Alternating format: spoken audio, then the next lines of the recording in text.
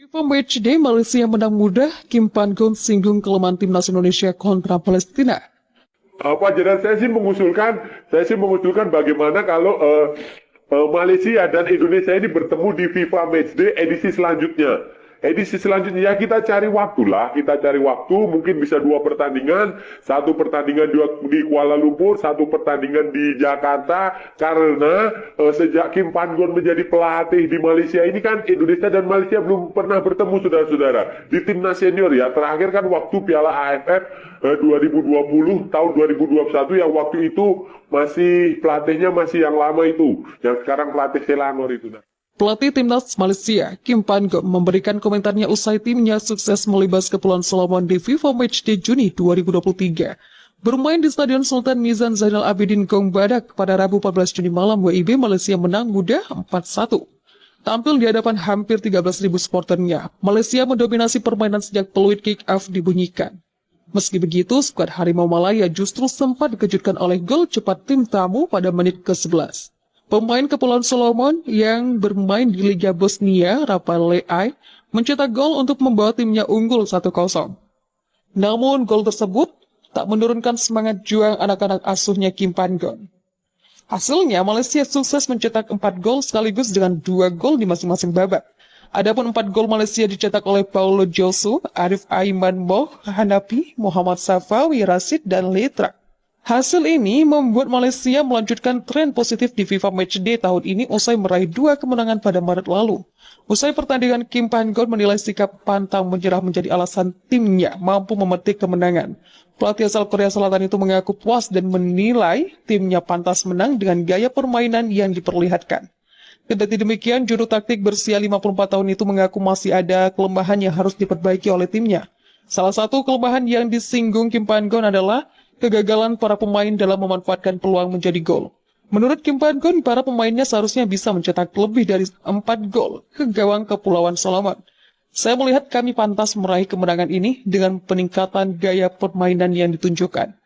Hanya saja bukan 4 gol, tapi lebih banyak gol yang bisa dihasilkan. Jadi hal ini gagal memanfaatkan peluang menciptakan gol perlu segera dibenahi sebelum berlaga di pentas ASEAN nanti. Karena ketika ada peluang harus diakhiri dengan gol. Tapi saya senang karena kita berhasil memperpanjang rekor kemenangan, kata Kim Pan-gon dikutip superbowl.id dari bayrian.com.my. Bukan hanya Malaysia, buruknya penyelesaian akhir juga menjadi kelemahan timnas Indonesia di FIFA Matchday kali ini. Pada Rabu 14 Juni, skuad Garuda harus puas bermain imbang tanpa gol melawan Palestina di Stadion Gelora Bung Tomo, Surabaya.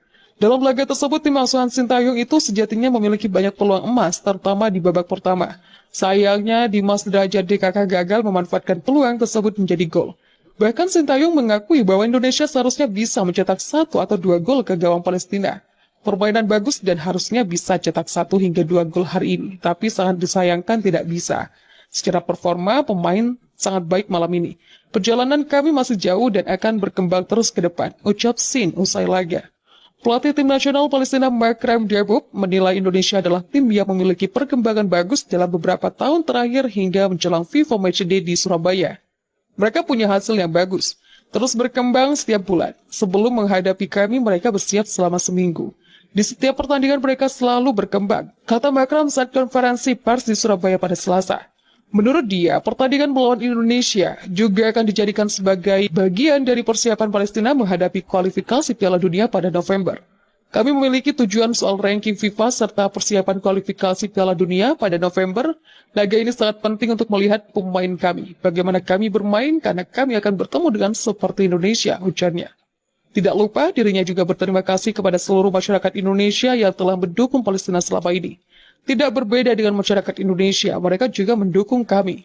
Jadi terima kasih banyak apa yang telah mereka berikan kepada kami, ucapnya. Sementara itu, pemain timnas Palestina Tamer Seyam berharap mendapat hasil bagus dari pertandingan FIFA Matchday di Surabaya pada Rabu. Kami melakukan persiapan yang bagus untuk melawan Indonesia dan berharap mendapat hasil yang bagus. Tapi di laga terakhir Indonesia juga mendapat hasil bagus juga, katanya. Dirinya bersama tim tidak akan fokus kepada salah seorang pemain saja, karena sepak bola adalah permainan tim bukan individu. Staf telah menganalisa pertandingan Indonesia. Kami tak fokus kepada satu pemain, tapi ke pertandingan, satu tim Indonesia Good Football, punya banyak pemain berkualitas. Kami akan bekerja sebagai tim untuk mendapat hasil terbaik. Ujar pemain kelahiran November 1992 tersebut.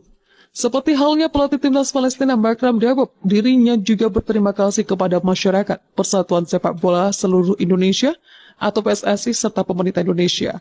Saya ingin ucapkan terima kasih kepada masyarakat Indonesia, terutama masyarakat di Surabaya yang datang melihat kami, jadi sangat berterima kasih, termasuk PSSI dan pemerintah Indonesia sangat senang melihat mereka. Bagaimana mereka mendukung warga Palestina, kata pemain yang merumput dengan Al-Khalil SC tersebut. Pelatih tim nasional Indonesia Sintayong menilai Palestina mempunyai kekuatan secara permainan.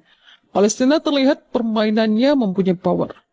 Tapi kami juga sudah mempersiapkan dengan baik, terlebih kami bermain di kandang jadi bisa semaksimal mungkin untuk memenangkan pertandingan besok. Ujarnya saat konferensi pers di Surabaya Selasa.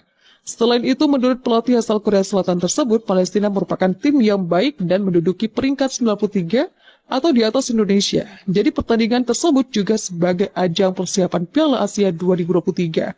Palestina baik dalam ranking FIFA, apalagi di atas Indonesia 50 ranking, dan tahun depan di Piala Asia. Kami akan bertemu negara yang setara dengan Palestina, bahkan bisa lebih, ucapnya. Palestina terlihat permainannya mempunyai power. Tapi kami juga sudah mempersiapkan dengan baik, terlebih kami bermain di kandang jadi bisa semaksimal mungkin untuk memenangkan pertandingan besok. Ujarnya saat konferensi pers di Surabaya Selasa. Selain itu, menurut pelatih asal Korea Selatan tersebut, Palestina merupakan tim yang baik dan menduduki peringkat 93 atau di atas Indonesia. Jadi pertandingan tersebut juga sebagai ajang persiapan Piala Asia 2023. Palestina baik dalam ranking FIFA, apalagi di atas Indonesia 50 ranking, dan tahun depan di Piala Asia. Kami akan bertemu negara yang setara dengan Palestina, bahkan bisa lebih, ucapnya.